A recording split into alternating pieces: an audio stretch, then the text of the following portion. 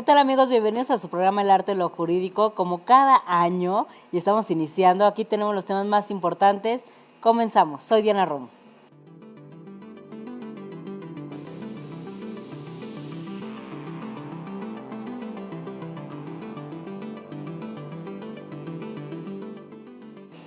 Hola, amigos, bienvenidos a este enero 2021, en donde el arte de lo jurídico está iniciando con esta nueva modalidad, en donde no tenemos que bajar la guardia, tenemos que cuidarnos. Aún está muy fuerte el tema del COVID, y entonces aquí en producción nos están cuidando con todas las medidas necesarias para poder estar con ustedes. Les mando un abrazo y que sea un excelente año.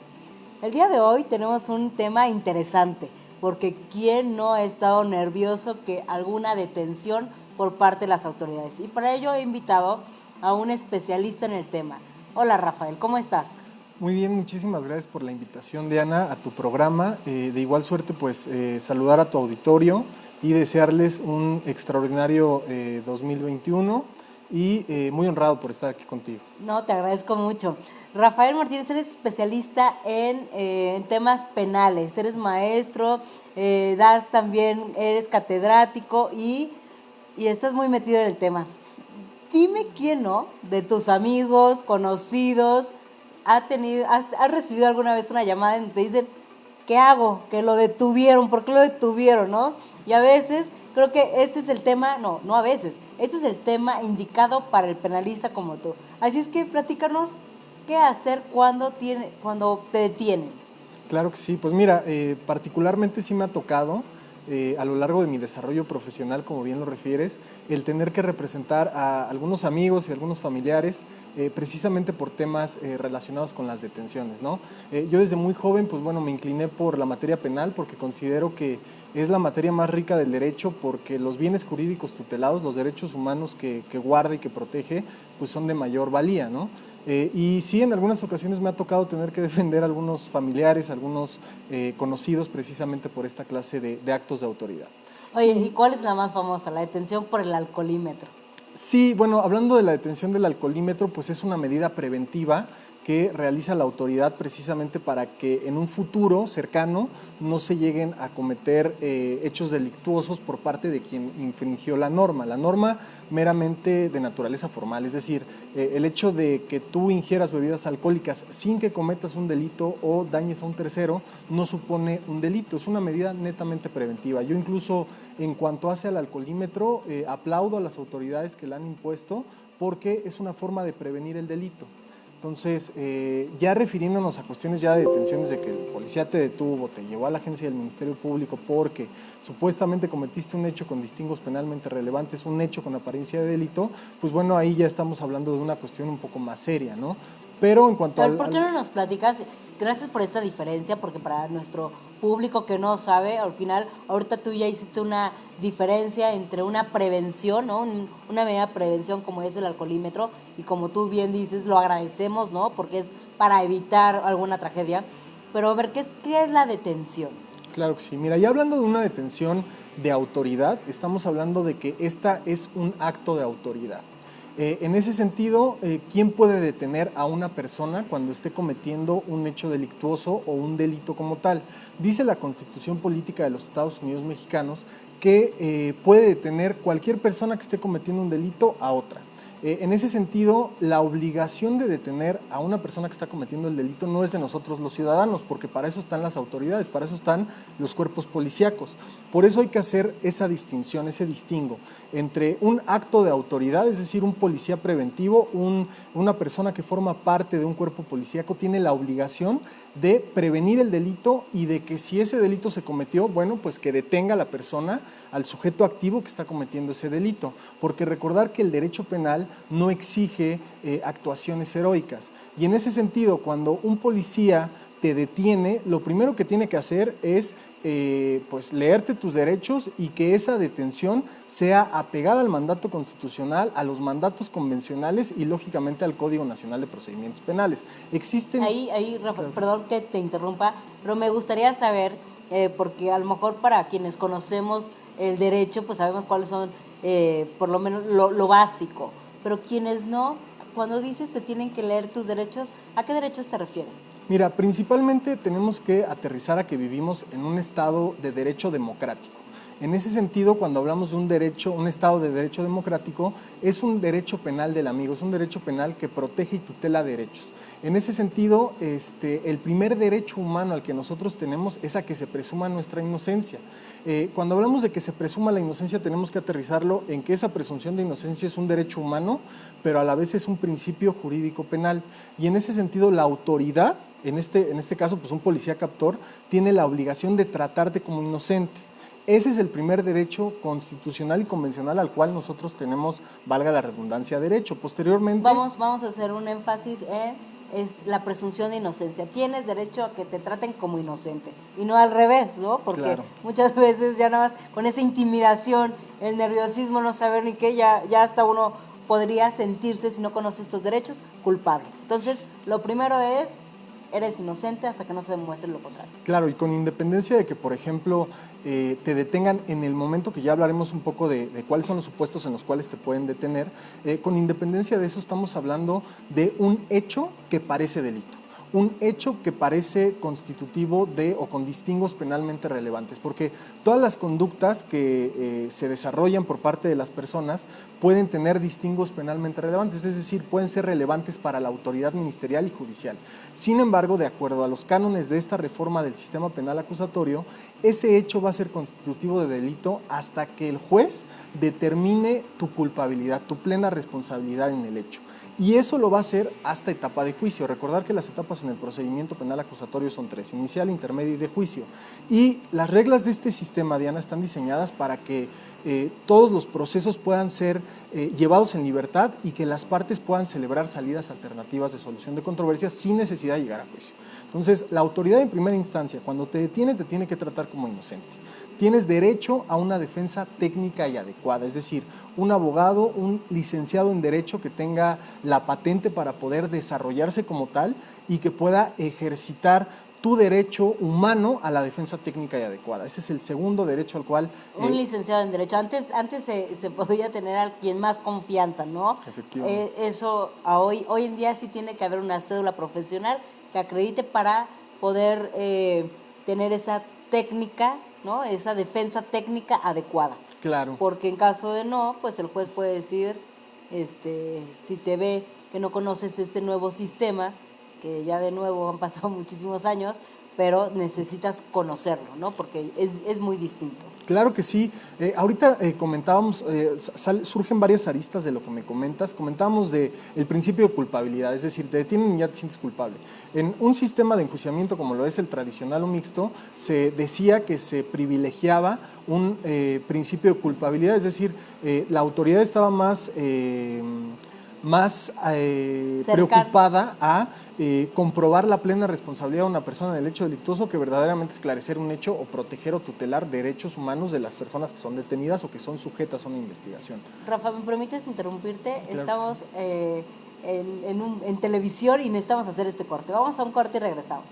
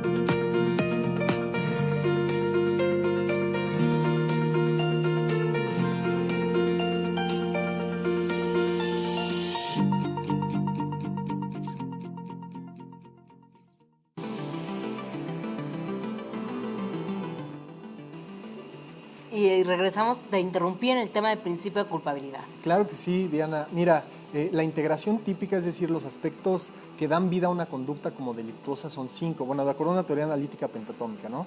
Una conducta típica, antijurídica, culpable y punible. Cuando nosotros hablamos de la culpabilidad, estamos hablando de la posibilidad que tiene el Estado de reprocharle a un sujeto el haber cometido un delito. Es la plena responsabilidad del sujeto a la hora de cometer un hecho delictuoso. Y dice la Constitución que únicamente se va a juzgar la culpabilidad de un sujeto cuando el juez tenga la plena convicción de su responsabilidad en el hecho. Si nosotros aterrizamos a un sistema de enjuiciamiento inquisitorio, como lo era el anterior a la reforma del sistema acusatorio de junio de 2008, estamos hablando de que la autoridad, tanto ministerial como judicial, tenía la idea, el objetivo de castigar los hechos con apariencia de delito desde un estadio procedimental muy adolescente, desde la famosa averiguación previa. Desde ahí el Ministerio Público ya acreditaba que ese hecho que estaba investigando era delito. Hoy estamos hablando de que no se acredita un hecho delictuoso, se establece que se cometió, mas no se acredita hasta un estadio procedimental de juicio. Entonces, ese principio de culpa... Y la parte del juicio ya es la parte final, ¿no? Claro. O sea, de las 3 etapas que mencionábamos, ya es lo último. Por eso aquí estamos hablando de hechos únicamente posiblemente constitutivos de un delito. Exactamente, hechos con apariencia de delito, hechos con distingos penalmente relevantes, más no delitos. Precisamente por esta contraposición, hablamos de un principio de culpabilidad, es decir, yo desde un estadio procedimental muy adolescente acredito la integración de un delito. Ya el auto de formal prisión básicamente suponía un 95% de certeza de que esa sentencia iba a ser condenatoria porque el Ministerio Público ya había acreditado que ese hecho era delictuoso. Hoy no, hoy el Ministerio Público únicamente con indicios razonables, a los cuales podemos llamar datos de prueba, puede solicitarle al juez de control que vincule a proceso a una persona, pero eso no supone que esa persona es culpable. En ese sentido, por eso retomo el tema del principio de presunción de inocencia. Antes era un principio de culpabilidad y ahora es un principio de presunción de inocencia. Antes era un derecho penal del enemigo y ahora es un derecho penal del amigo. Lógicamente que hay excepciones a la regla, ¿no? Hablar del artículo 19 constitucional en el catálogo de los delitos que merecerán una prisión preventiva en su vertiente de oficiosidad, los delitos más relevantes, los delitos que impactan más en la sociedad, o bien hablar de una ley especial para la delincuencia organizada, es decir, para sujetos que cometen delitos habitualmente y que trastocan el status quo. Sin embargo, tratándose de un asunto como lo es una detención, habrá que analizar cuál es el hecho que te están imputando, cuál es el hecho con distingos penalmente relevantes que te va a atribuir el Ministerio Público. Sin embargo, recordar que la autoridad tiene que apegarse al mandato constitucional, tanto autoridad policíaca como autoridad ministerial y posteriormente el juez de control, ¿no? Si nosotros aterrizamos a qué es una detención, como lo comentábamos, es un acto de autoridad per se en el cual el detenido, el justiciable, el imputado, el sujeto activo, es privado parcialmente de su derecho humano a la libertad deambulatoria. En ese sentido, ¿qué tiene que hacer el policía captor en el momento que te detiene? Llevarte en el instante a la agencia del Ministerio Público para que el Ministerio Público pueda determinar si esa detención fue realizada con apego a derecho, fue realizada con apego al mandato constitucional. A ver, Rafa, ya nos hicieron una pregunta. ¿La detención y la retención es lo mismo? No, por supuesto que no. La detención, como lo comentábamos, de acuerdo a lo que mandata el artículo 16 constitucional, la puede realizar cualquiera. Es decir, si yo veo, por ejemplo, en la calle que a una señora, típico ejemplo de los cómics, ¿no? A una señora la están desapoderando de su bolsa y el sujeto se echa a correr. Yo, abogado penalista, ¿puedo detener a ese sujeto? Por supuesto que sí, puedo hacerlo. O sea, es potestativo. O sea, no tengo la obligación. Cualquier ciudadano podría hacerlo. Si yo estoy viendo, o sea, ahorita tú mencionaste abogado penalista, pero si no fueras abogado penalista, eres el que va acompañando, ¿no? El acompañante, el que le está robando, a la que le van a robar la bolsa, lo puede hacer. Claro que sí, puede tenerlo. Ahí en el ejemplo que acabas de poner, si yo voy, por ejemplo, con mi abuelita y no soy abogado penalista, soy cocinero. El nieto, soy el nieto, entonces a mi abuelita la tratan de desapoderar y echarse a correr. Ahí, fuera de que tengo o puedo detener a este sujeto por mandato constitucional, también entra un aspecto negativo de la antijuridicidad del hecho. O sea, si por ejemplo yo, está desapoderando a mi abuelita de sus cosas y yo la defiendo a mi abuelita y lesiono a este cuate, lesiono al sujeto activo, mi conducta estaría amparada en en una causa de justificación, una legítima defensa en razón de que estoy defendiendo los bienes jurídicos tutelados de mi abuelita. Suponiendo sin conceder que no lo detengo y lo persigo, sí lo puedo detener, es una cuestión no obligatoria sino potestativa. ¿Quién sí tiene la obligación de detener a ese sujeto? Los cuerpos policíacos, los agentes que pertenecen a la Secretaría de Seguridad Pública, porque para eso se emplean, es su obligación, son autoridades que están diseñadas precisamente para prevenir el delito, para recibir las denuncias o querellas y para evitar que un delito se consume. O sea, no tan solo que no se haya cometido, sino que no se consume a la postre. Esa es la obligación o la razón de ser de las autoridades policíacas. Entonces, una vez y la retención.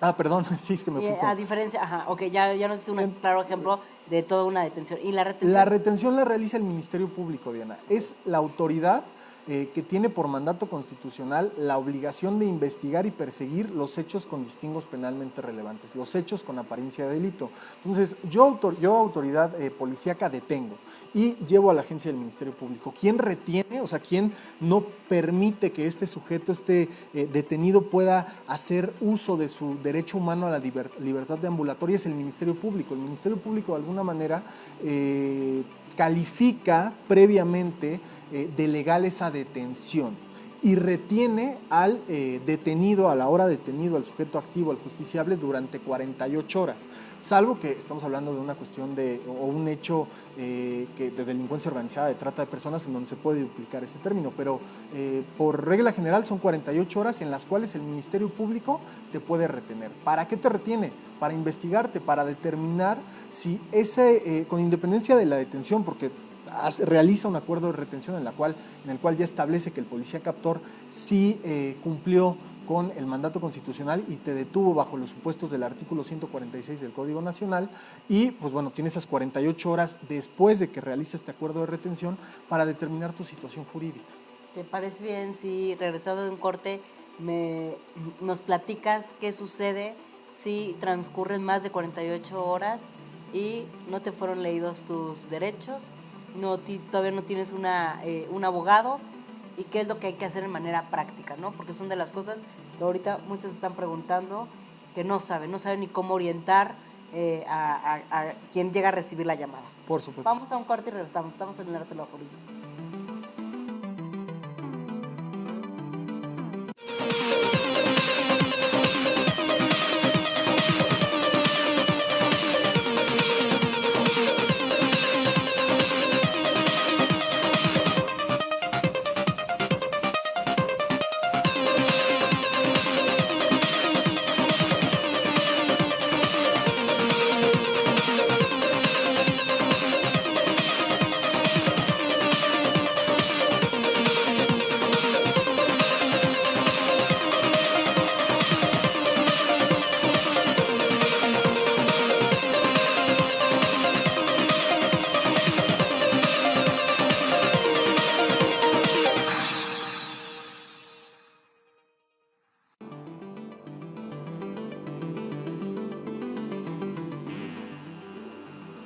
Y estamos de regreso platicando el tema de la detención, que como decimos, ¿no? ¿Quién no ha estado en ese momento en el que te recibes la llamada o te van a detener y no sabes ni qué hacer? Ya nos comentabas, hablabas de un término de 48 horas. Y yo te hice la pregunta, ¿qué sucede si dentro de 48 horas sigues igual, detenido? Y lo estamos hablando en términos muy básicos porque queremos que esta información le llegue a la gente y sepa qué hacer, ¿no? Claro que sí. Como lo comentábamos, esas 48 horas sirven para que el Ministerio Público determine tu situación jurídica. Él no se puede pasar de esas 48 horas. Si se pasa de esas 48 horas, él estaría incurriendo en responsabilidad, es decir, él ya estaría cometiendo un delito en contra del detenido o en contra también de sus familiares. En ese sentido, si llegaran a estar ustedes detenidos y el Ministerio Público se tarda más de esas 48 horas, ustedes lo tienen que hacer valer, incluso con independencia de que es susceptible de un amparo indirecto.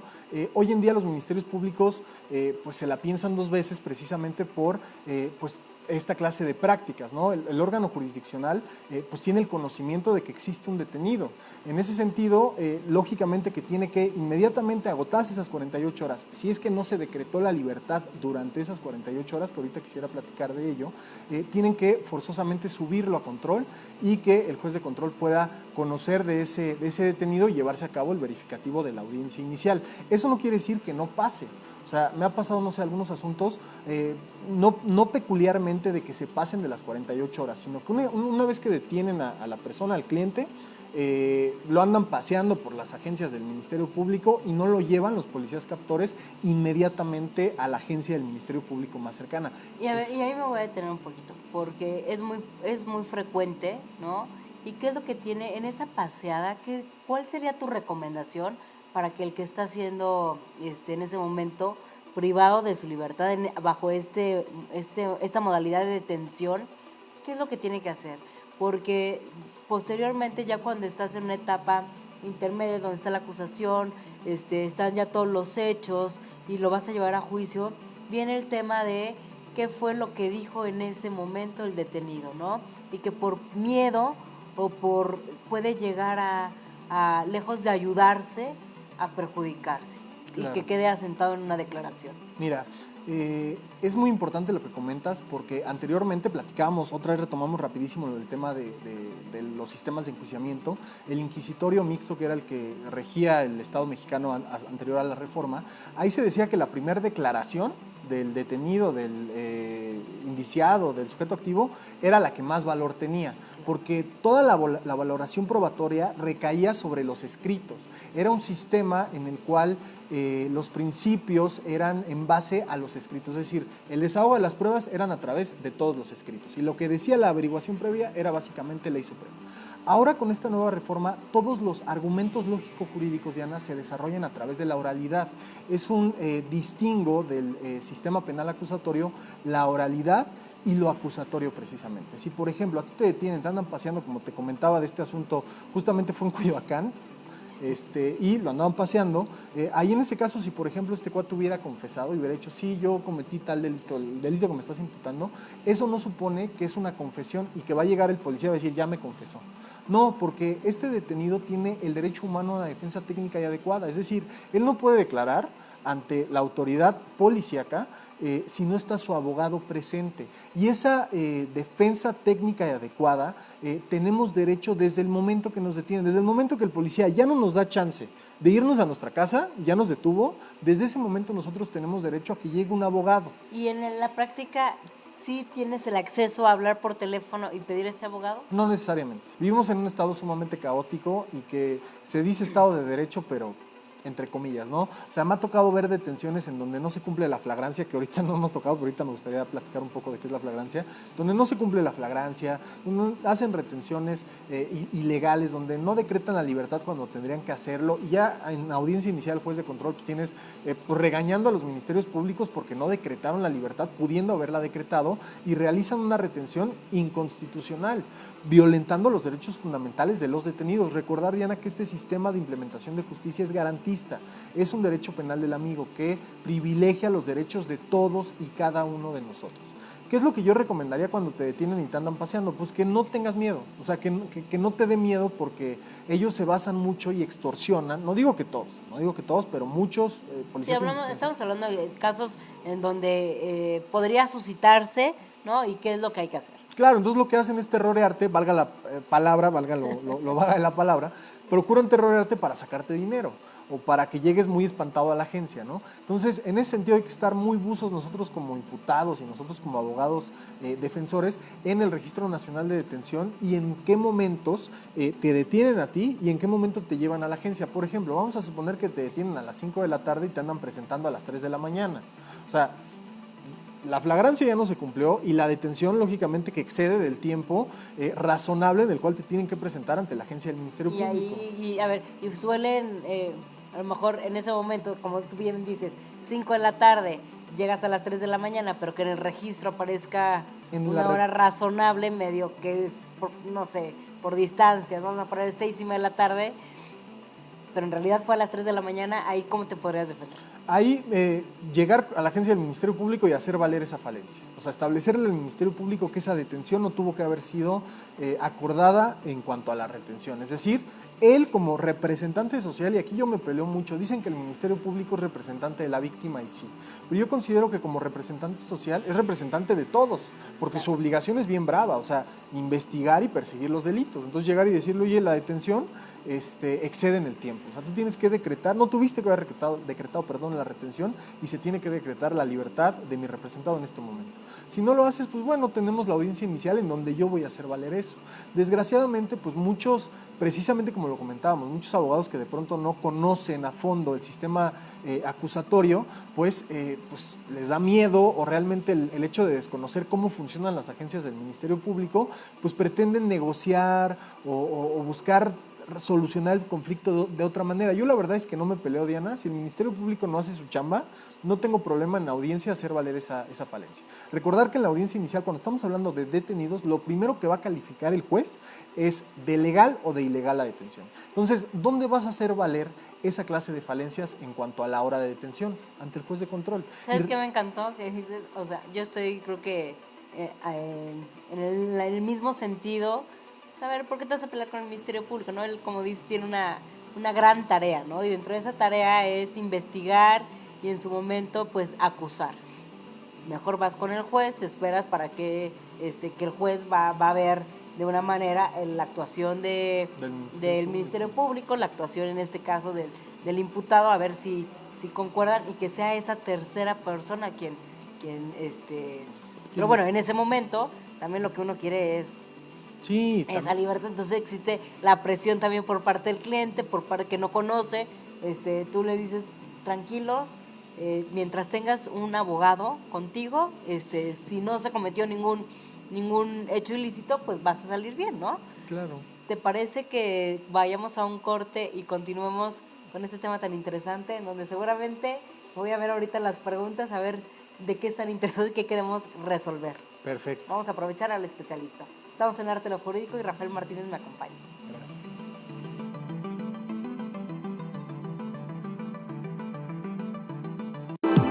Tu piel es el órgano más expuesto al ambiente y tu carta de presentación. Derm Center.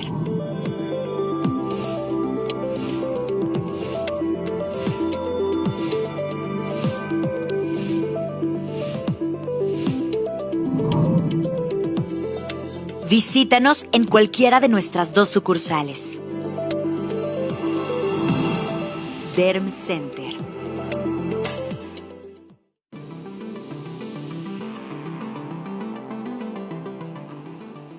Estamos de regreso, estamos platicando el tema de la detención y ya vamos a llegar con el juez, ¿no? En esa audiencia inicial, en donde lo primero que tiene que verificar es que exista una legal detención.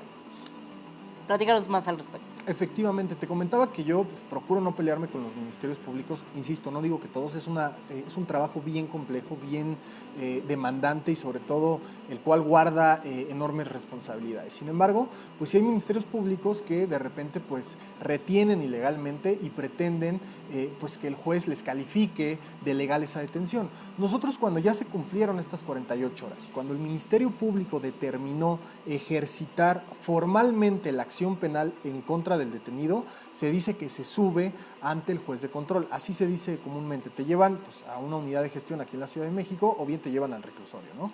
Ya que estamos en la audiencia, en el verificativo de nuestra audiencia inicial, el primer momento que se va a llevar a cabo en esta audiencia inicial es que el juez de control califique la solicitud del Ministerio Público en cuanto hace a la legal detención y posteriormente obviamente la retención. En ese sentido me quiero detener un poco en cuanto hace a los principios rectores del sistema penal acusatorio que lo rigen: inmediación, publicidad, continuidad, contradicción. En ese sentido, aquí nosotros vamos a ejercer como defensores, defendiendo al imputado, el principio de contradicción, es decir, de yo controvertir la postura que tiene en este caso la Fiscalía, en este caso el Ministerio Público. El Ministerio Público le solicita al juez de control, que es un órgano, recordar que este es un sistema adversarial, un triángulo en el cual el juez de control está diseñado para resolver la situación jurídica, en este caso del detenido, del imputado. Pero es un órgano rector, es decir, él no participa, él no es un sujeto procesal en el cual, sí es un sujeto procesal, pero no es un sujeto que contienda. ¿Quién va a contender? Fiscalía y órgano de defensa. En ese sentido, el Ministerio Público, la Fiscalía, va a solicitar que se califique de legal la detención.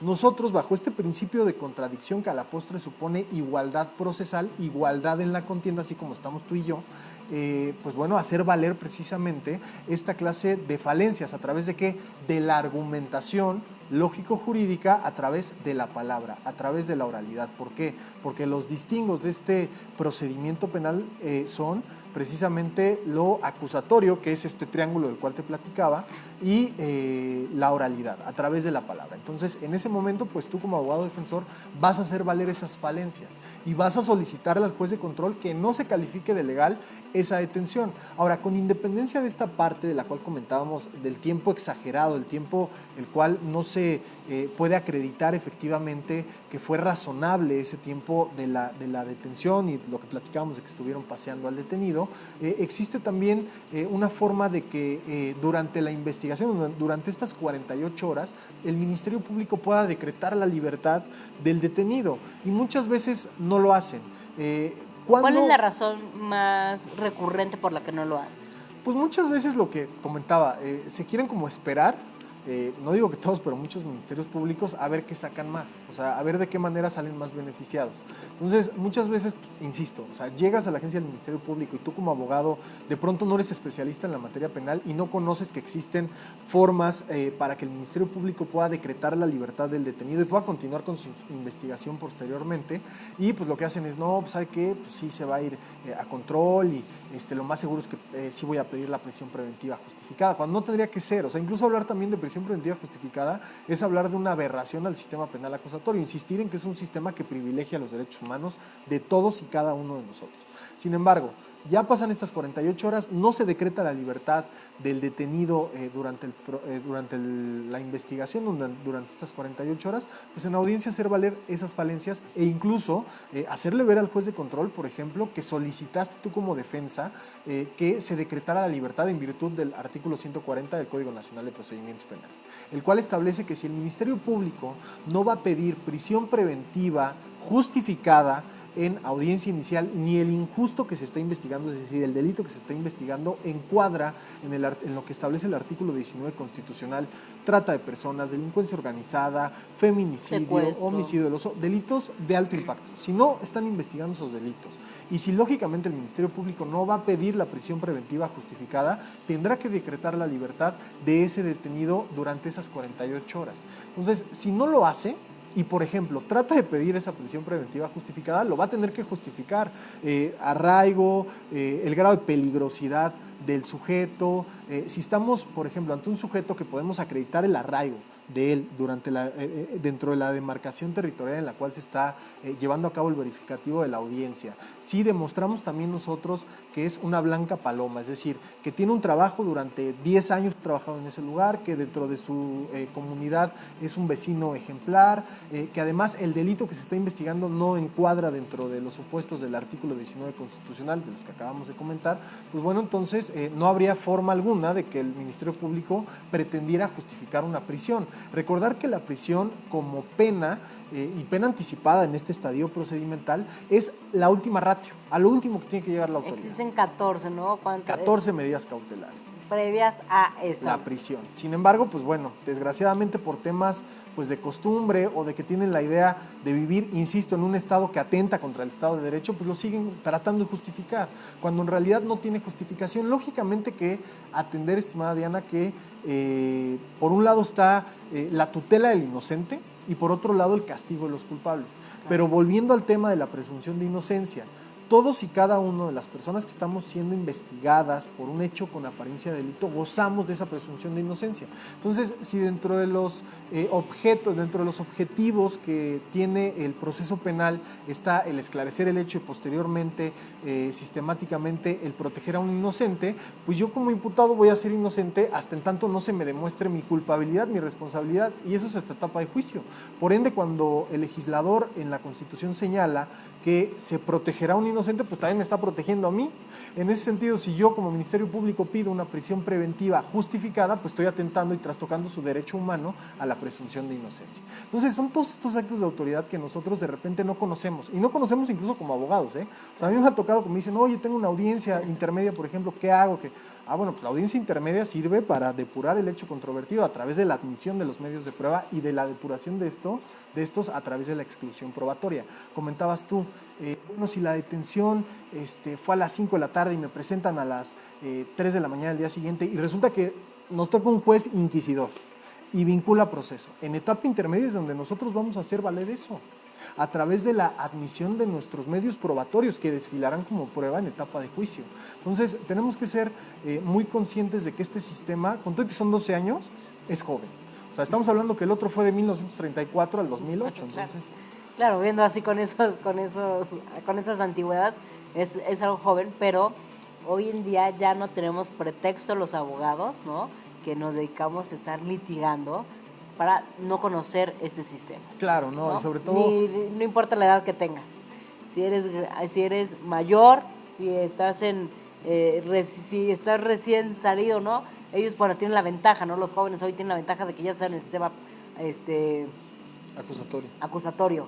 Pero quienes no fuimos de esa generación y que tuvimos que empezar a estudiar, hoy en día es una obligación de quienes queremos estar ejerciendo esta profesión, estar actualizados. Claro que Entonces, con ese mensaje vamos a otro corte comercial y regresamos.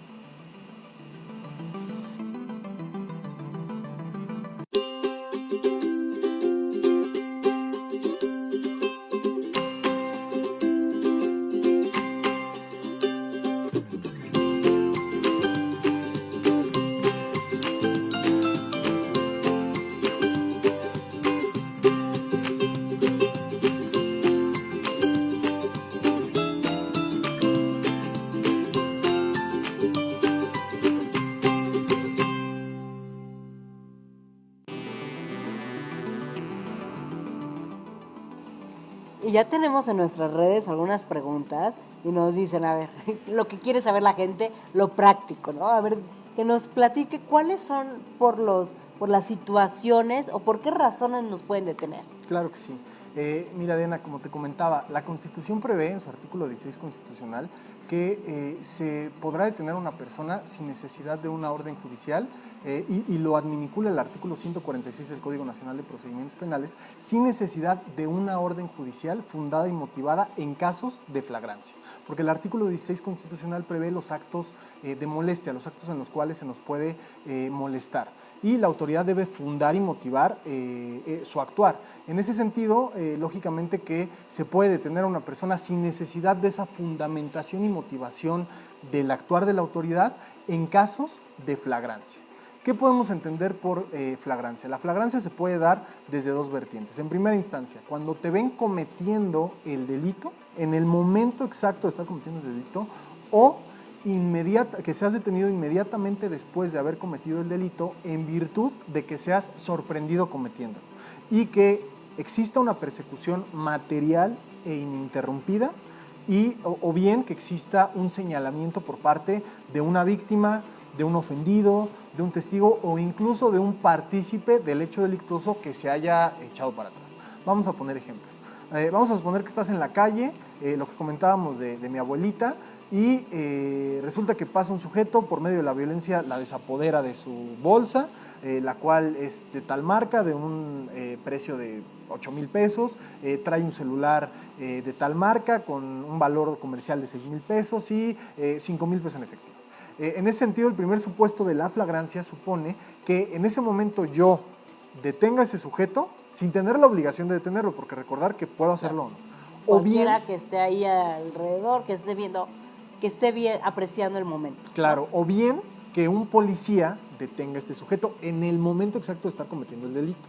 Ahí ya podemos hablar de flagrancia en su primer supuesto. Ahora, en su segundo supuesto, que este sujeto, vamos a suponer, se lleva la bolsa, se echa a correr y es sorprendido precisamente por el policía inmediatamente después de que cometió el delito y perseguido material e ininterrumpidamente. En ese sentido, no se debe de interrumpir esa flagrancia. O sea, el policía vio el momento, el hecho que está apoderándose de la bolsa, lo ve y en eso lo empieza a corretear y empieza a dar parte al C4 y da parte a todos los de su corporación para que no se interrumpa esa flagrancia. Si, por ejemplo, este fulano se mete al metro, ya está en el metro, va, no sé, de la estación Garibaldi a la estación Chapultepec, ya diremos, pues la flagrancia se interrumpió porque ya lo dejaste de ver, supuesto de visibilidad, primera fracción del artículo. Sin embargo, como el oficial estuvo reportando que un sujeto con una media afiliación de 1.70 metros, piel morena clara, corte de cabello así como lo trae tu servidor, o sea, barba, o sea, corbata amarilla. Ahorita te van a llegar una orden de aprehensión. Y pues va señalando esa circunstancia y resulta que el C4 señala, se metió en el metro Chilpancingo y salió en el metro Chapultepec. Y ahí se le detiene. Dirás, bueno, la flagrancia se interrumpió. Por supuesto que no, porque los actos persecutorios no cesaron. Y no cesaron porque el policía realizó su trabajo de manera correcta y estuvo avisando. Por ende, esa flagrancia no se interrumpe. Ahora, el otro supuesto es que exista un señalamiento por parte de víctima, ofendido, testigo o algún partícipe que se haya arrepentido del hecho delictuoso. En ese sentido, vamos a suponer que ese señalamiento versa sobre que la víctima lo ve inmediatamente después de que acaeció el hecho y le dice a un policía, es él el que me robó mi bolsa. En ese sentido, pues podemos advertir que ese señalamiento es más que suficiente para que se pueda cumplir esa flagrancia. Desgraciadamente en ese supuesto, pues sí tenemos un poco la desventaja, e incluso se llegó a ver en el metro, ¿no? Que muchísimas células delictivas que se dedicaban a extorsionar a las personas, pues ¿qué hacían? Es que me tocó la nalga, él me tocó.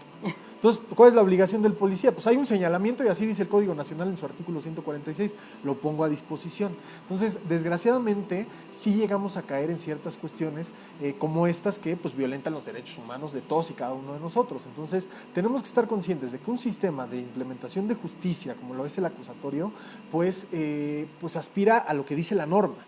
Sin embargo, una cosa es lo que dice la norma, lo que dice el Código Nacional de Procedimientos Penales, lo que dice la Constitución Política de los Estados Unidos Mexicanos, lo que dicen incluso los tratados internacionales, los instrumentos convencionales de los cuales el Estado mexicano es parte, y otra cosa es cómo se desarrolla en la praxis, en el factum, pues los temas penales, ¿no? Los temas penalmente relevantes.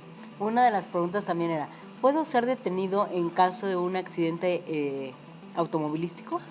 Sí, lo que se tendría que hacer en ese caso es determinar dos cosas. En primera instancia, si no hay, por ejemplo, un muerto, si no hay un tránsito, un hecho de tránsito por tránsito de vehículos y que sujeto A choca con sujeto B y sujeto B muere, se pueden arreglar las partes. Porque en ese sentido, si bien es cierto, como lo es el Ministerio Público, investiga hechos con apariencia de delito, también existen las faltas administrativas, y dependiendo el daño será que te lleven con el juez cívico o bien que te lleven a la agencia del Ministerio Público. Si hay lesionados, lógicamente que te tienen que llevar a la agencia del Ministerio Público. Si son lesiones de menos de 15 días, es un delito de querella. Por ende, las partes pueden llegar pues a un arreglo y decir, ¿sabes qué? No llego a la agencia del Ministerio Público, llévame al hospital más cercano y pues págame mis daños. O sea, o si chocaste, no sé, con un coche, pues bueno, ya llegan los del seguro y pues los del seguro se arreglan sin necesidad de llegar a la agencia del Ministerio Público. Lo que sucede muchas veces es que inmediatamente llegan las patrullas y lo que quieren hacer es inmediatamente llamar a la grúa para que se lleve el vehículo a la agencia del Ministerio Público e incitar a la víctima, en este caso, no sé, un atropellado, un cuate lesionado, no, presente su denuncia, presente su querella, vámonos a la agencia donde se le va a ir. ¿Por qué? Pues precisamente para que allá tenga mayor problemática el que chocó. Entonces, respondiendo a tu pregunta, no necesariamente. Sin embargo, cuando ya hablamos de lesionados un poco más graves o de daños un poco más complicados, sí tenemos que llegar a la agencia del Ministerio Público, a menos que nos arreglemos. También nos preguntaron, ¿en tema de riña? Una riña, pues mira, dependiendo también las lesiones, y yo siempre incluso le digo a mis clientes, si te detienen, pues hay tema, porque te van a llevar a la agencia. Si no te detienen, pues ya es una cuestión de que pues, te presenten la denuncia por lesiones dolosas o bien por un homicidio en grado de tentativa, ya dependerá. En el caso de la riña, es un tipo penal bien peculiar, Diana, porque tanto sujeto A como sujeto B es sujeto activo, es decir, quien lesiona el bien jurídico tutelado o el derecho humano, como el que también resulta partícipe de la riña. Y el tipo penal es muy claro: al que por obra y no de palabra decida contender y hacerse daño, estará cometiendo ese delito. Lógicamente. Pero bueno, como mencionas, ya son delitos muy específicos, Sí, ¿no? Y sí, que habrá sí. que valorar cada una de las circunstancias. ¿Me Claro. acompañas a un corte? Claro que ¿Regresamos? Vamos a un corte y regresamos.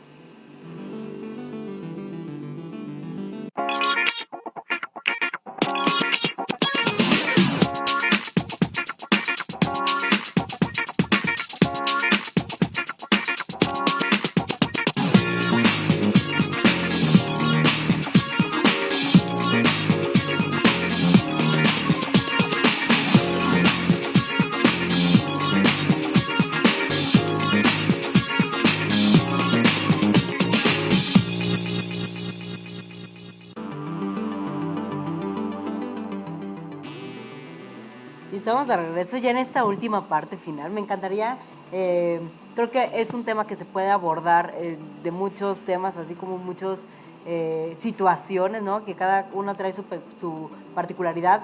Pero me gustaría saber cuál es tu opinión en relación al sistema tradicional con el sistema acusatorio. Claro que sí, Diana, pues muy agradecido insistir en que me hayas invitado aquí a tu programa con todo tu auditorio. Gracias. Y bueno, yo te platicaré que yo empecé a estudiar ahí por ahí del 2010, y la reforma de junio de 2008 en cuanto a la constitución de un sistema de enjuiciamiento tradicional a un sistema acusatorio, pues prácticamente cuando yo empecé a estudiar, todavía en la Ciudad de México, que era donde yo me desarrollé, donde yo estudié y donde generalmente pues llevaba yo los asuntos. Yo empecé a trabajar en 2012. Todavía no se había implementado en la Ciudad de México, y generalmente yo veía asuntos más en la Ciudad de México. Entonces, a mí me tocó allá por el 2012, siendo pasante, en el despacho del doctor Juan Rivera Legarreta, al cual le mando un abrazo, la verdad, ver un poco del sistema como pasante. Posteriormente, pues ya, como lo comentabas hace un momento, es labor de todos nosotros los abogados jóvenes el dejar de lado ese sistema tradicional y empaparnos del sistema acusatorio al 100%. Yo te puedo decir que si lo analizamos desde un punto de vista doctrinal, desde un punto de vista dogmático, un sistema inquisitorio, tal y como su nombre lo dice, es un derecho penal del enemigo, es un derecho penal que reduce los derechos humanos de todos y cada uno de los gobernados, ¿no? Hablar de que un ministerio público pues tiene fe pública, de que un ministerio público, como lo comentábamos, desde un estadio sumamente adolescente ya podía acreditar que ese hecho era delito, súmale que aparte tenía la fe pública, la horrorosa prueba tasada. O sea, yo creo que era un sistema en el cual pues el derecho de defensa, y digo yo, tal vez como que incluso la plática se hizo consistir más como desde una postura del abogado defensor, porque me ha tocado más ser abogado defensor. No quiere decir que sea más difícil que ser asesor jurídico, pero lógicamente que la contienda es diversa, ¿no? O sea, Claro. al final pues tienes al Estado en contra tuya, o sea, la fiscalía, que al final pues tiene peritos y tiene policía de investigación y tiene policía y es la autoridad que te está imputando un hecho que la ley señala como delito, y tú, bueno, pues como abogado defensor pues tendrás los argumentos lógico-jurídicos para defenderte y ejercitar ese derecho humano a la defensa técnica adecuada, la cual pues tiene constitucional y convencionalmente derecho tu representado.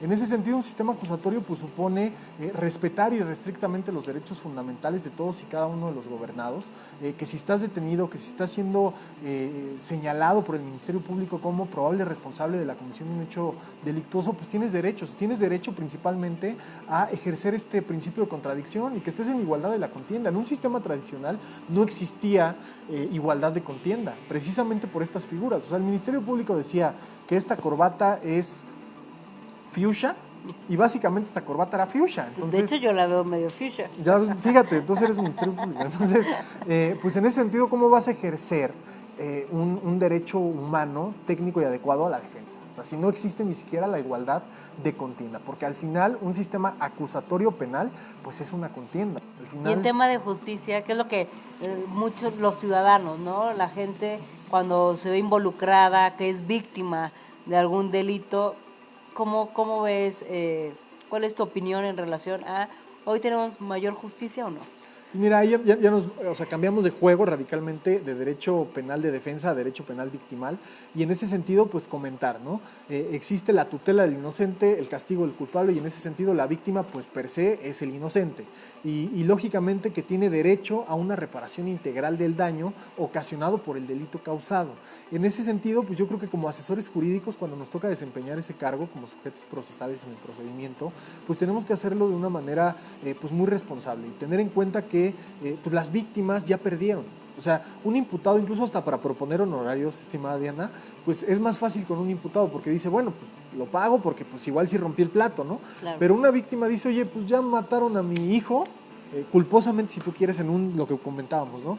En un hecho de tránsito por choque de vehículos, y ya todavía yo tengo que pagarte, pues está cañón. Si es la obligación de la autoridad hacer que me paguen, o sea, hacer justicia, como tú lo dices, ¿no? Y nos podríamos remontar a lo que decía el enorme juspositivista por antonomasia Hans Kelsen, de que es justo. O sea, lo justo es un sentimiento meramente subjetivo. O sea, Claro. para lo que para ti es justo, probablemente para mí no. Y precisamente en un sistema acusatorio, en un proceso acusatorio, pues lógicamente que la víctima pues va a querer justicia. Y para él, ¿qué es la justicia? Pues que le paguen la reparación del daño ocasionado por el delito causado. O bien que el fulano que privó de la vida a su familiar o que le cometió un delito de mayor impacto, pues se ha refundido en la cárcel, ¿no? Y lógicamente que la defensa y el imputado pues buscarán reducir en la medida de lo posible la condena en el caso de que exista una sentencia condenatoria o bien de que no pise la cárcel o bien de que sea encontrado absuelto de la responsabilidad penal que el Ministerio Público le pretende imputar y posteriormente acusar, ¿no? Entonces, es un tema bien controvertido. Yo creo que la idea radica en todos y cada uno de nosotros, ¿no? El hecho de cumplir nuestras obligaciones. Justamente ahorita estaba leyendo un libro en torno a Derecho Penal del Enemigo y de cómo hasta cierto punto este principio es propio de los regímenes garantistas, cómo una pizca de Derecho Penal del Enemigo sirve para un principio de legalidad, ¿no? Entonces, es bien complejo. Yo creo que la idea es que todos y cada uno cumplamos nuestras obligaciones y cuando nos encontremos en una situación de que un familiar nuestro está detenido, pues atendamos a los especialistas, ¿no? A ver, en esta última parte de atender a los especialistas, para quien nos está viendo, en dónde te pueden encontrar, dónde te estás desarrollando y comprometerte, ¿no? Si alguien tiene cualquier duda, que se la puedas contestar a través de tus redes sociales. Claro que sí, pues mira, orgullosamente te comento que acabo de fundar mi despacho de abogados ahora en diciembre del 2019. Mi despacho se llama Buffet Martínez Vargas Abogados, especialistas en Derecho Penal y Victimal. Tiene página en Facebook y en Instagram, así me encuentran Bufete Martínez Vargas Abogados. O mis redes sociales, Rafael Satara con S, en Facebook igual mi página y en Instagram está igual como Rafael Satara. Si tienen alguna duda, pues... Ya se comprometió, nos va a contestar.